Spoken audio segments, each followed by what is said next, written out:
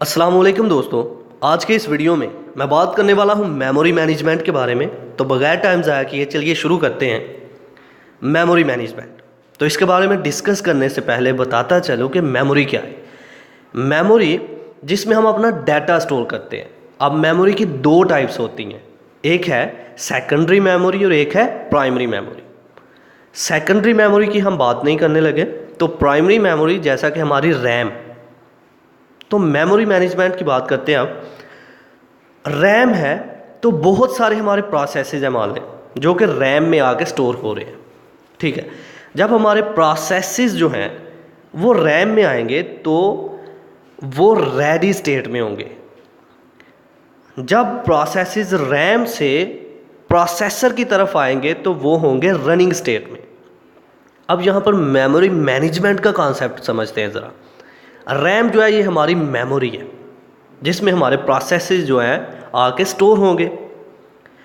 मान लो कि 5 प्रोसेसेस हैं, तो मेमोरी के अंदर हमने जगह बना दी हर एक के लिए कि पहले ब्लॉक में पहला प्रोसेस रहेगा, दूसरे ब्लॉक में दूसरा, तीसरे में तीसरा। उनको एक मैनेज करके जगह दे दी है। That is called memory management. For example 1 kilo यानी कि 1 kg जो है मिल्क है, दूध है, तो पीने वाले 5 हैं।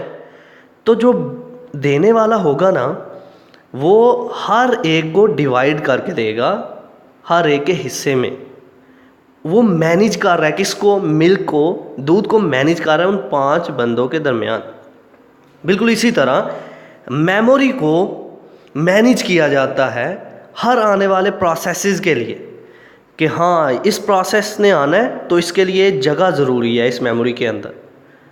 तो वो जगह उसे दी जाती है जब वो रेडी स्टेट में आता है। फिर उसको सीपीयू जो है एलोकेट होता है, सीपीयू बुला लेता है। सीपीयू जो है रैम से प्रोसेस को पकड़ता है और उसकी एग्जीक्यूशन करना शुरू कर देता है। जब वो एग्जीक्यूशन कर रहा होता है वो प्रोसेस जो है वो रनिंग स्टेट में होता है। तो मेमोरी मैनेजमेंट कुछ भी नहीं है। मेमोरी मैनेजमेंट क्या है कि प्रोसेसेस जो आने वाले हैं, जितना भी डाटा मेमोरी के अंदर आने वाला है उनको एक अच्छे वे में मैनेज करना कि कौन सा डाटा कहाँ पर आके स्टोर होगा, कौन सा कहाँ पर आके स्टोर होगा, कौन सा प्रोसेस जो है कहाँ पर आके स्टोर होगा, और प्रोसेस को किस वक्त रनिंग स्टेट में लेके जाना है। हमारा प्रोसेसर जो है किस वक्त इसे कॉल करेगा। तो चलिए अब इसको लफ्जी तौर पर पढ़ लेते हैं ज़रा।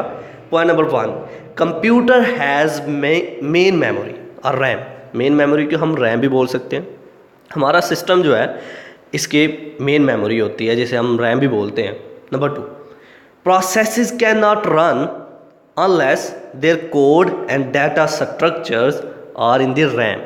प्रोसेसेस को हम कभी भी एग्जीक्यूट नहीं करवा सकते हैं जब तक कि वो रैम में ना चले जाए। उनके कोड इंस्ट्रक्शंस जो हैं वो जब तक रैम में ना हो प्रोसेसर उनको नहीं पकड़ेगा। Number 3, it is in the main memory where instructions reside and are interpreted by the processor. ये मेन मेमोरी में आ जाते हैं हमारे प्रोसेसेस, और प्रोसेसेस जब मेन मेमोरी में आ जाते हैं तो हमारा प्रोसेसर यानी कि सीपीयू क्या करता है, 1 बाय 1 इनको पकड़ता जाता है, इनकी एग्जीक्यूशन करता जाता है। Number 4, memory management is about sharing memory. Memory management क्या है? Sharing memory. किन के दरमियान में मेमोरी शेयर हो रही है? मान लो कि जितने भी प्रोसेसेस आ रहे हैं वो सारे मेमोरी को शेयर कर रहे हैं। हर एक के हिस्से में जगह आ रही है, हर एक के हिस्से में मेमोरी आ रही है।